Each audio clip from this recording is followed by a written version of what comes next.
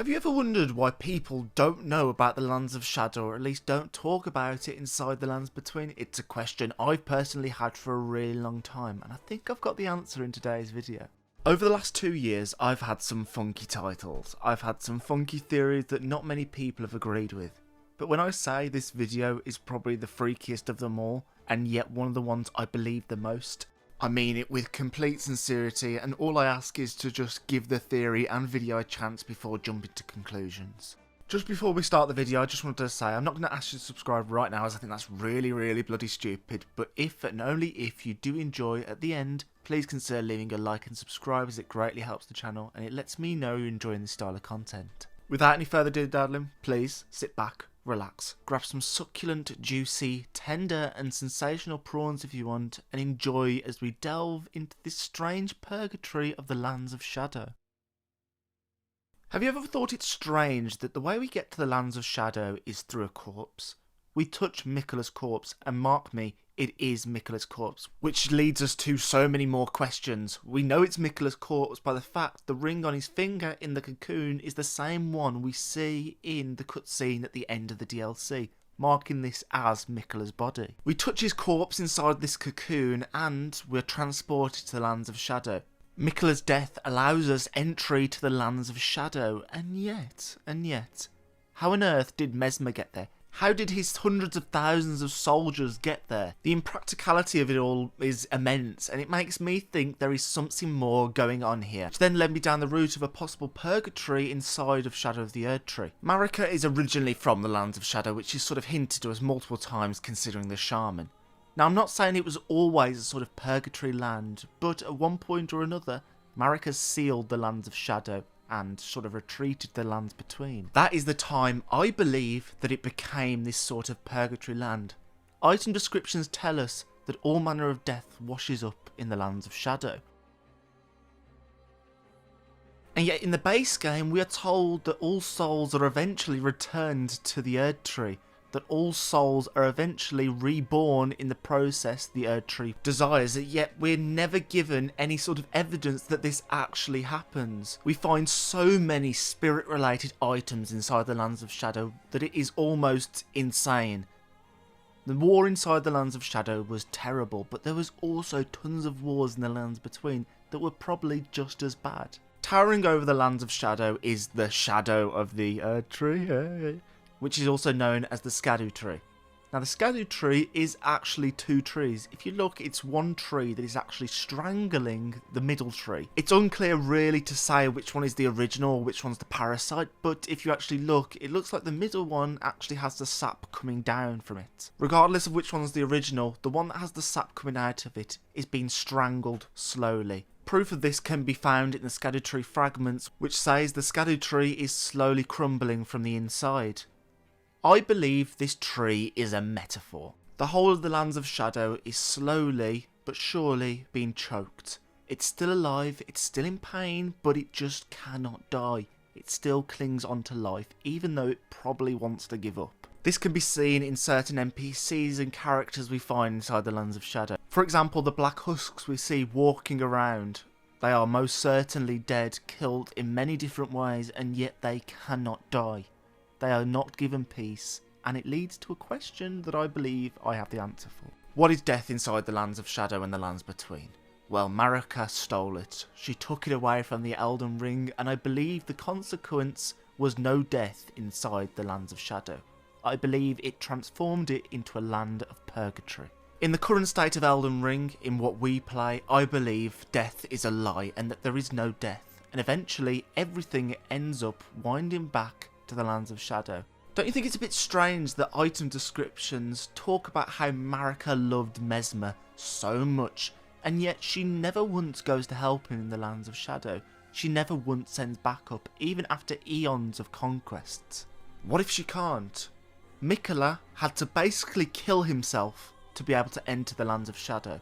He manipulated Moog with the bewitching branch most likely, and that led to his abduction and eventually his slaying. So when you really consider that Miquella killed himself to be able to enter the Lands of Shadow and be sort of reborn again in this sort of purgatory to try and rule over them and eventually perhaps come back, everything becomes so much darker for the Crusade. The way I see it, Mesmer had to have died to enter the Lands of Shadow. Miquella's corpse was used as a conduit, and I think the exact same can be said for Mesmer. We are told in-game that Mesmer was sort of an older brother to Radhn, and yet there is no mention of him inside the base game, except for a few instances of spirits saying "Your forgotten child, Marika," and the Impaler catacombs. Mesmer's foot soldiers hate Marika. Every single statue of Marika, apart from the one inside of Mesmer's chamber, has had their head completely chopped off, guillotine style. It's gone. Even Mesmer at the end of his boss fight curses Marika. I believe he killed himself to be able to enter the lands of purgatory and clean up the mess left behind by his mother, Marika.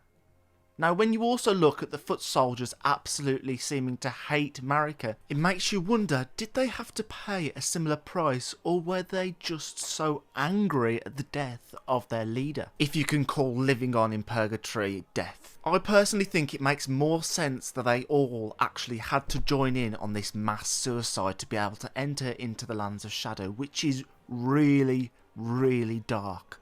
Hundreds of thousands of people committing suicide to enter into a crusade. This is further reinforced when you see Rylana, who says in her item descriptions that she abandoned and disowned everything back home and chose to chase after Mesmer. This to me kind of suggests she committed suicide as well to enter the Lands of Shadow. Something I find really odd as well is if you look at the foot soldiers, Mesmer's army, you'll notice they genuinely look like they've only just got there. Obviously they're worn down, but their camps, they're all part of Mesmer's army. The items dropped talk about them as if they're the ones that entered the Lands of Shadow with Mesmer eons ago. But how does that work? Surely they would have aged, they would have died if their children took their place. And while yes, in some certain parts it does talk about children and about how fathers and sons inside the army, it doesn't necessarily say that it's multiple generations, which makes me think, once again, that something very fishy is going on inside the Lands of Shadow, and I'm 100% convinced that this land is purgatory and this is where all death inside of Elden Ring ends up. So isn't it only fitting that Godwyn, that transcends death, is able to send his faces over to the Lands of Shadow, and which we can find there in the catacombs, leaching into the walls like they do inside the Lands Between. Godwyn's Death Knights evidently are those who live in death. They have skull for faces, which further proves the idea that dead people have more access to the Lands of Shadow. Is it just me, or has anyone else always been a bit suspicious about the followers of Miquella? Right, they're under Miquella's spell, which is already a bit dodgy as is. Ansbach tried to defeat Miquella because he realised he was manipulating Mohg, and then he got himself manipulated. I've always thought there was something really weird about them, and I think if we can take into consideration this video and this speculation, I believe they're already dead. We only ever see one of them outside the Lands of Shadow, and that's Leda, and that only happens once we clear the path for the Lands of Shadow, once we clear the path which is Mohg. She says to touch the withered arm and travel to the Lands of Shadow. She has literally just got here, and yet when we enter the Lands of Shadow, it seems their operation has been going on for a really long time. Well, not perhaps a long time, but long enough to set up properly. They've got proper connections with the Forager Brood. They've got quite a lot of crosses, Miquella's crosses, ticked off. It screams fishy for me. Of course you could go down the route that Mohg just let him past, but considering how protective he is of Miquella, I find that quite hard to believe. Even under a spell, they are following tender Miquella, and they seem to have followed him to the death. Perhaps that's why they were so freaked out when they found out that they had indeed been controlled. The nail in the coffin for me is Radhn.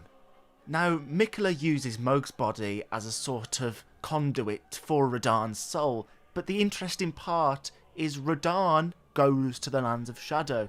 When he's killed by us, Miquella is sent his soul somehow into the Lands of Shadow. To me, this is definitive proof that death, especially souls, do end up washing up on the Lands of Shadow, as is said in item descriptions.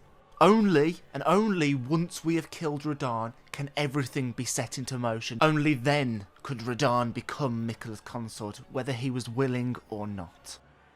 I absolutely adore the idea that Elden Ring's Shadow of the Erdtree is in fact the purgatory of Elden Ring's world. I absolutely love it, and I hope you all have as well. I'm super curious to see all of your thoughts on this, so please drop a comment and let me know what you think.